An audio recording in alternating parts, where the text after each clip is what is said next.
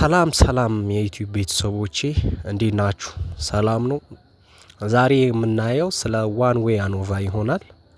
እንዲህ አይነት ቪዲዮዎች እንዲደርሷችሁ ቻናሌን ሰብስክራይብ፣ ላይክ፣ ሼር በማድረግ እንድታበረታቱኝ እጠይቃለሁ። We'll see today this extension. We'll see this extension. They many have more than two groups. How can we deal with this kind of research question? So it is through what? Through the analysis of variance that we answer such kind of questions. So in this analysis of variance, you are expected to know about one-way ANOVA analysis and how to compare, how to create a confidence interval for the group's mean, and how to test homogeneity, how to compare how to do multiple comparison issues, and how to test how to do the post-hoc test under the one-way ANOVA analysis. So in analysis of variance, traditionally analysis of variance referred to a regression analysis with categorical variables. That means the independent variables here are categorical, but the dependent variable is quantitative. So in one-way analysis of variance involve comparing continuous response variable in number of groups defined by a single categorical variable. The reason why we call it one way, we have only one independent variable. That means one grouping variable is there whenever we are doing one-way analysis of variance. And we have also only have one dependent variable. So for example, types of sickle cell anemia, maybe three types.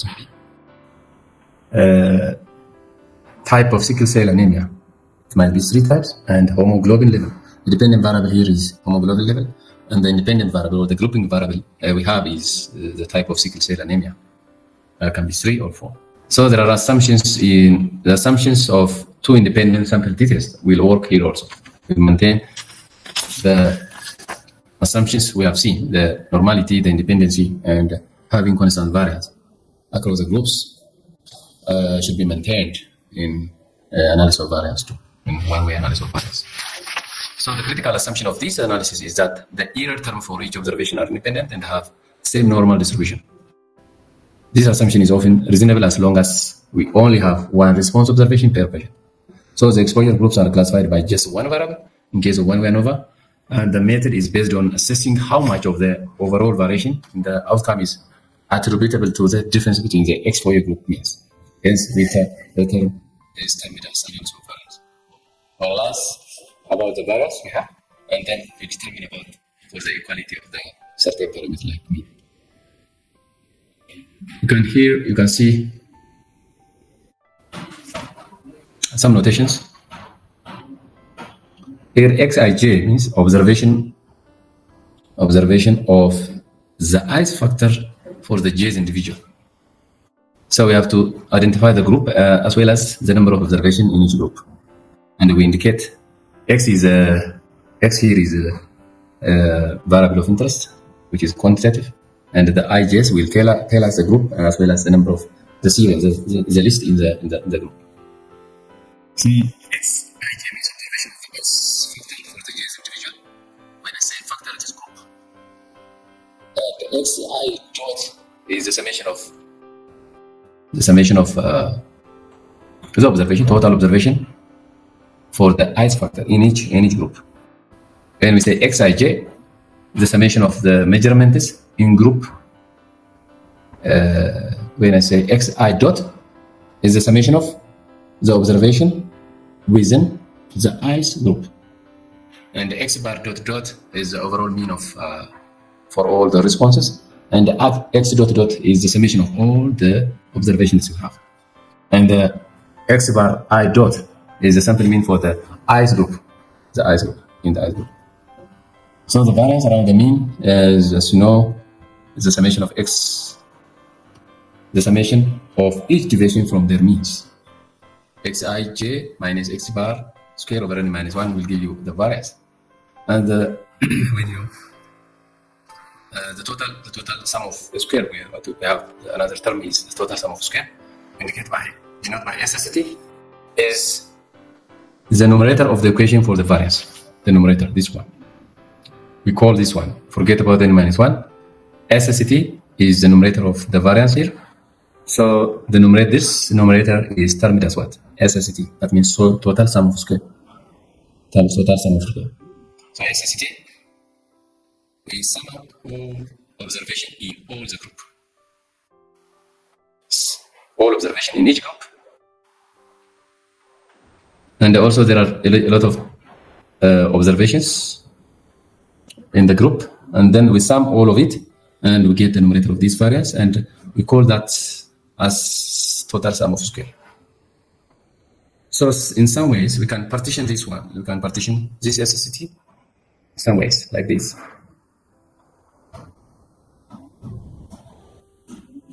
So this SST is this one. But we can make arrangement here. It can be arranged in other ways. We can add 0 here. We simply x bar I dot plus x bar I dot negative x bar I dot plus x bar I dot is nothing but adding 0 to this equation. But it will give me some other meaning once I do add this 0 and then make some arrangement in order that it will be meaningful for me. What I need for the analysis of variance calculation. So SST is, after we add 0, we can rearrange again. We can take this one to this part, and this one to this part. Divide it with these parentheses. It is arranged like this. But not different from this. It's the same, but I rearranged it.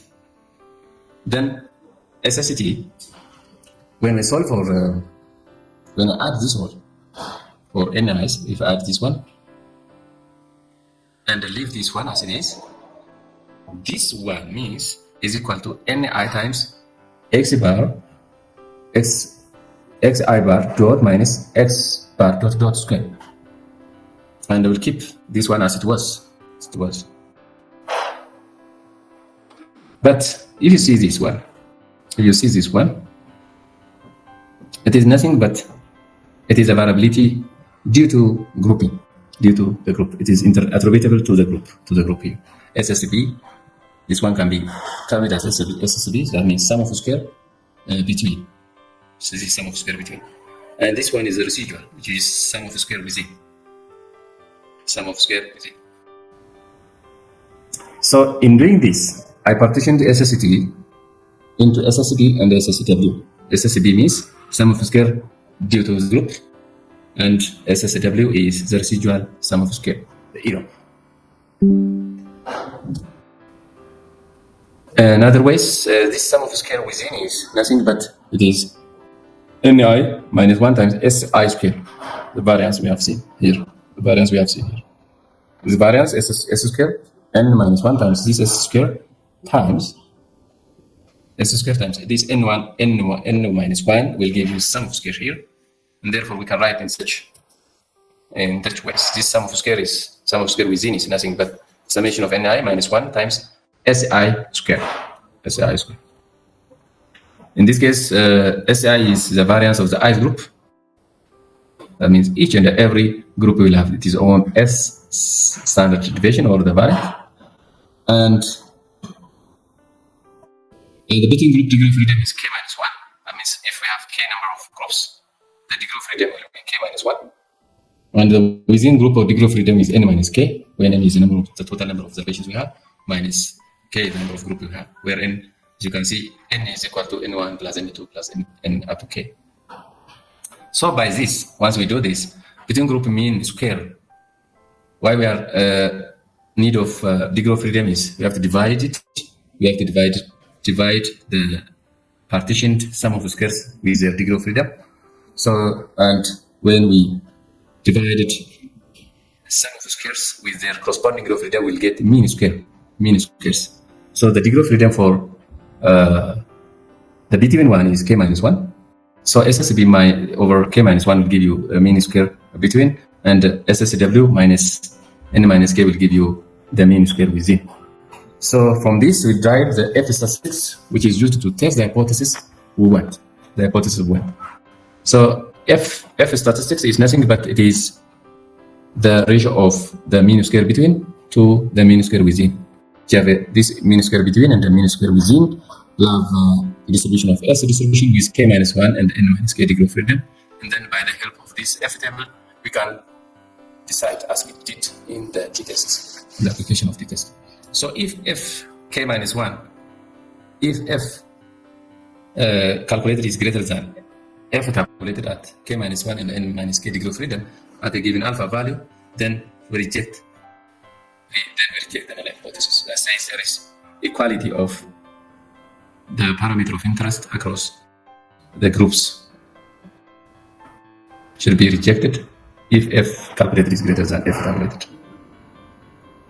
So we test the equality of means among groups by using the variance in one-way analysis of variance. We test the equality of the means among groups by using the variance, the analysis of variance, and we call it one-way ANOVA analysis. So the difference between variation within groups and the variation between groups may help us to compare the means. If both are equal, it is likely that the zero difference is due to chance and not a real difference. And we are be able to compare multiple means by the help of this F statistics or by the one-way ANOVA analysis. Between groups, variance reflect the difference in the way groups were treated, and within groups, variation reflect individual difference. So the total variance is the summation of both sources. So the total variability is decomposed into variability due to groups and due to your, for example, if you take the performance of student on a given subject, on the same subject, if they are treated with different teachers. So there is course, the variability in scores is attributed individual performance, and some of them are attributed to the performance of the teacher. So this total variability is decomposed into two. One is your individual variability, that means variability within. Everybody has its own ability to perform, to deal with some questions. And some of, if you have different groups or different teachers, if students are taught with different teachers, and the approach, it is the variability of the score, some of them are related to the teachers themselves. In that case, a variability due to grouping, due to the teacher, taught by the teacher, different teachers have also this role for the variability. So total variability of performance of student is related. Some of them are related to the variability of each student, and some of the variabilities are related to the teacher grouping. So in that case, we have to compose and compare whether there are differences across students taught by different teachers. So from the previous calculation, what we want to create is this table, ANOVA table. The ANOVA table looks like this. Here we have a source of variation, different source of variation. In our case, in one-way ANOVA analysis, there is a between source of variation. That means variation due to groups, and within due to the individual variations we have. And these total variations will be decomposed into between and within variations. And what we summarized before is here. Some of the squares are written within for the between one. Some of the squares can be written in this way. Actually, this one is a equals to this number. So the sum of the square between is denoted by a here, and the sum of the square within is given by here, and the sum of square total is a plus b. Each degree of freedom is displayed here. Mean square is also displayed here, and the F statistics is displayed here. And then for lastly, we have p-value, probability to exceed some x value, the tabulated value is here. So lastly we create this table, and this table will tell us to decide decide some whether to reject the hypothesis or not. And sometimes this is the F table, as you can see. Unlike that of T and Z, the F table have the rows and the column, and the intersection between the rows and the column for the degree of freedom will tell you the exact value of the F table, the F value from the table. For example, if you want to get the F value at 0.05 degree of 0.05 level of significance. Like here we have two levels of significance, 0.05 and 0.01. Therefore, you can see, for example, f of 3, maybe 8 at 0.05. You can tell me from this. f3, 8 at 0.05 level of significance. But read me from this table. 4.07. So the intersection will give you the value of f, and then you compare with the calculated value you get from your data. But nowadays, thanks to technology, we can get the p-value automatically. We can reach one decision after we run our analysis. For example, here, research question: does type of treatment affect the level of red blood cell folate? The null hypothesis: there is no difference in mean level of red blood cell folate between the three groups. How can you write this mathematically? Let's note.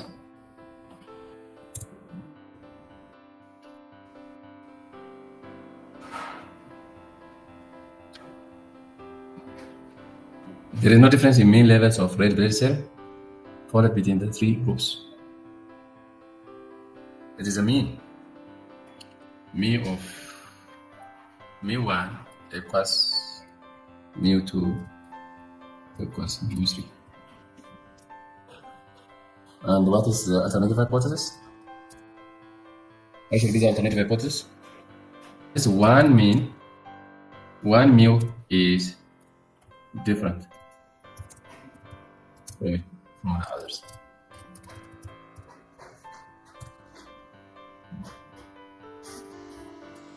The word at least is very important here, because one-way ANOVA is not tell you each and every about the quality of each and every means, but it only tests. The test is only for it only do the global test, or what we call it omnibus test. That means it tells you only whether there exists a difference between the parameter of interest across different groups, but it does not tell you which one is different from which. And that's why we only say at least one is different from the other. Only one. At least one is different from the other is the alternative hypothesis. So here, if you repeat the previous one, let n be the number of subjects in the ice group. N is equal to A times Ni be the total number of study subjects, and Yij be a continuous response variable on the J's patient from the ice group. So we assume for I equals 1 up to k, J runs from 1 to J Ni. That means for each observations in each group. So we can write this in terms of regression, in the terms of regression. So ANOVA analysis can be considered as a regression function. So Yij is beta I plus the random error, the random term, Eij, epsilon ij, where B1, B2, and the Bk are unknown parameters. That means the coefficient and are mutually independent, normally distributed to the error terms with mean error and the standard deviation sigma. So under the model, the expected value of Yij is expected value of Y for a given group. For a given group, expected value means the mean value. That means X bar is expected to be the unbiased estimator for the population value, population mean. The value we obtained, the average value we obtained from the sample, is expected to be equal to the population mean value.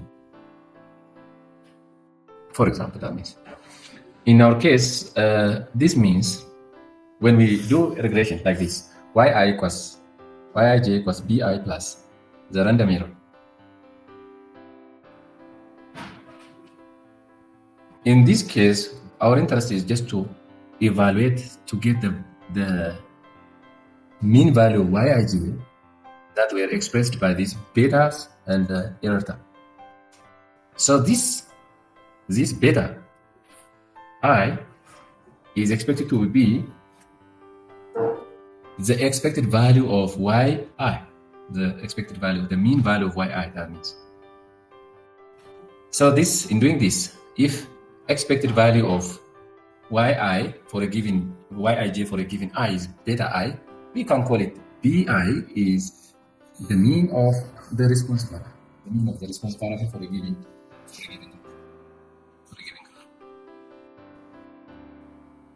So expect mean, that means in this case, mean of this one, yij, for a given value of group, for a given group will give you beta I.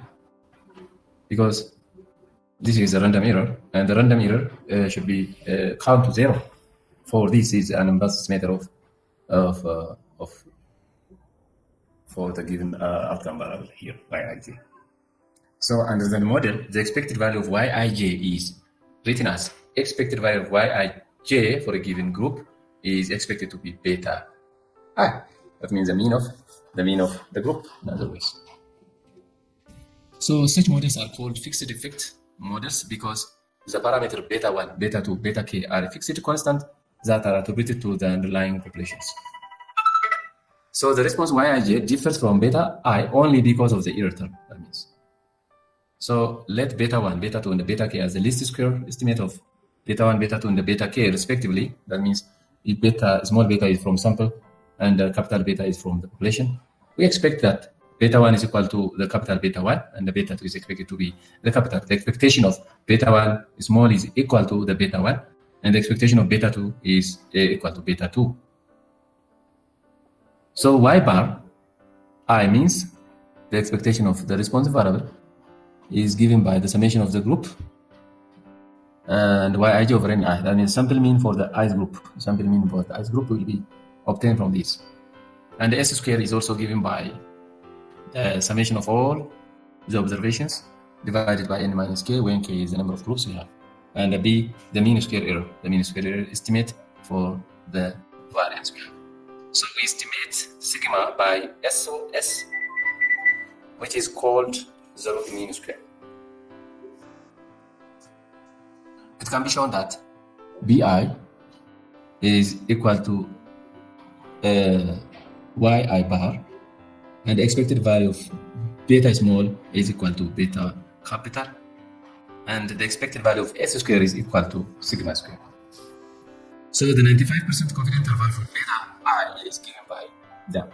That means the y bar is the point estimate a plus or minus k n minus k at a given degree of freedom at a given significance level times standard error we have is given as 95% confidence interval.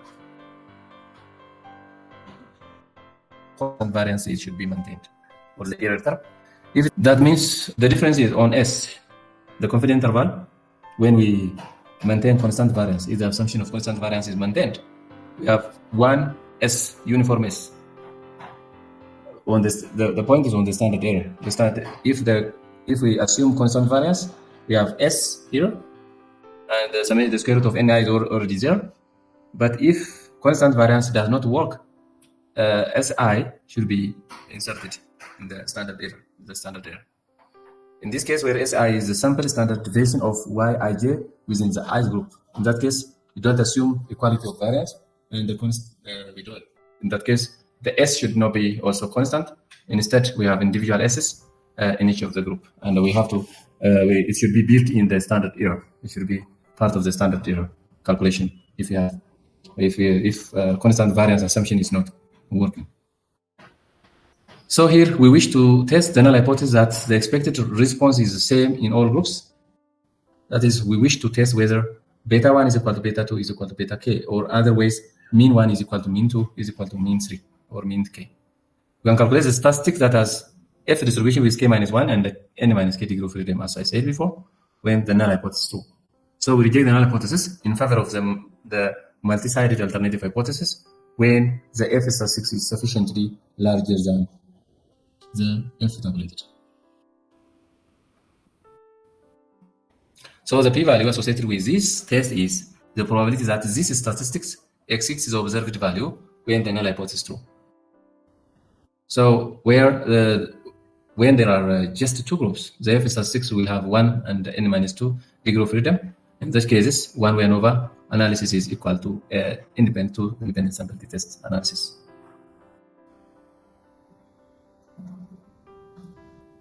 Yeah,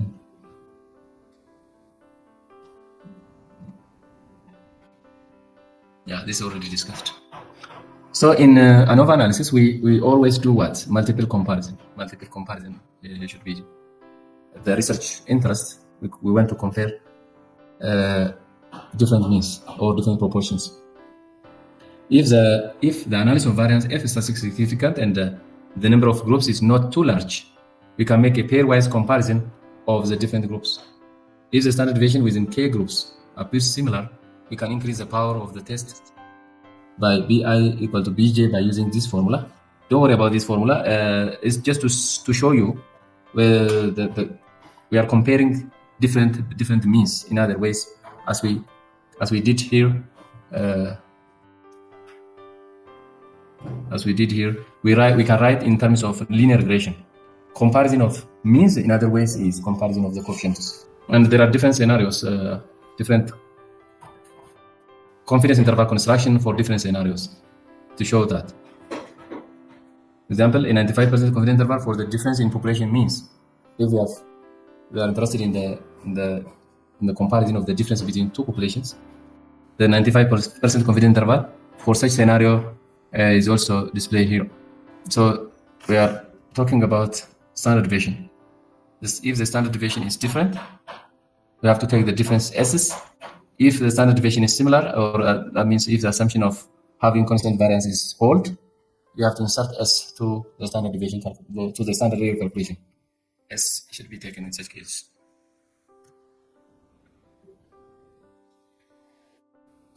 And alternatively, if a confidence based on the independent t-test may be used if it appears reasonable to assume a uniform standard deviation in all groups, you might take S pooled.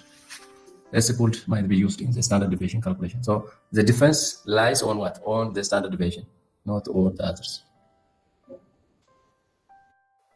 So if the F test is not significant, you should not report pairwise significant difference unless they remain significant after the post hoc tests.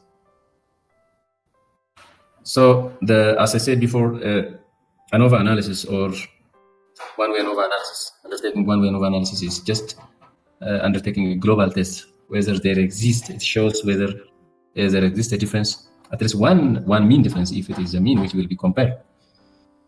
So if the null hypothesis, if we fail to reject the null hypothesis, no need of searching for the difference. But if the null hypothesis is rejected, that says for the equality of the variables, the means, we have to continue with other kind of tests. So ANOVA test, one-way ANOVA test should follow. It should be followed by other tests like Bonferroni test, like Taki or least significant different tests should follow to find which one is different from which.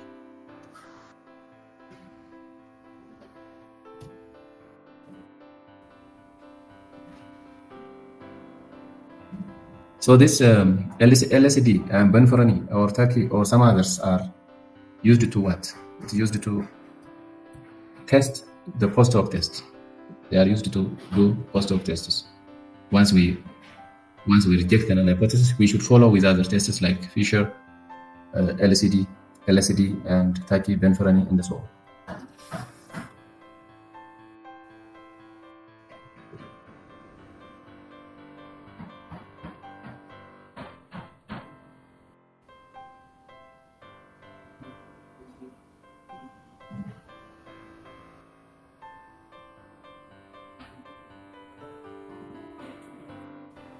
If you see the previous example, like here, does type of treatments affect the level of red blood cell folate from the below data? There is no difference in mean level of red blood cell folate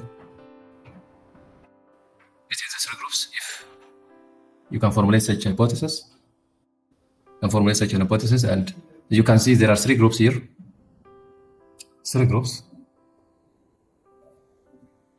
So we want to compare whether mean of the first is equal to mean of the second and the mean of the third. So the means, as you can see with your eyes, mean of the first is 316, mean of the second is 256, mean of the third is 278, overall mean, grand mean is 283.